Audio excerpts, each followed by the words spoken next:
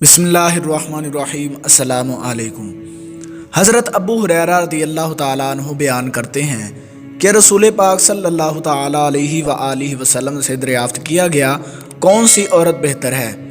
آپ صلی اللہ تعالیٰ علیہ وآلہ وسلم نے فرمایا،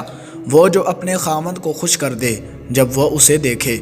اور جب اسے حکم دے تو وہ اس کی اطاعت کر دے، اور اپنے مال و جان میں خامند کی مرضی کے خلاف ایسا کام نہ کرے جو اسے ناپسند ہو۔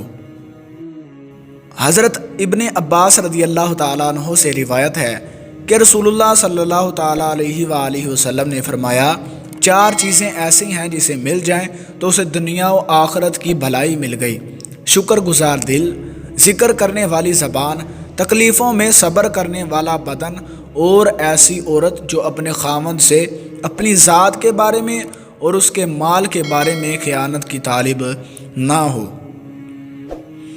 حضرت جابر رضی اللہ تعالیٰ عنہ بیان کرتے ہیں کہ رسول پاک صلی اللہ تعالیٰ علیہ وآلہ وسلم نے فرمایا، 3 قسم کے لوگ ایسے ہیں جن کی نہ نماز قبول ہوتی ہے اور نہ کوئی نیکی اوپر چڑھتی ہے: مفرور غلام، یعنی کہ بھاگا ہوا غلام، کہ وہ اپنے مالکوں کے پاس واپس آ جائے اور اپنا ہاتھ ان کے ہاتھ میں دے دے;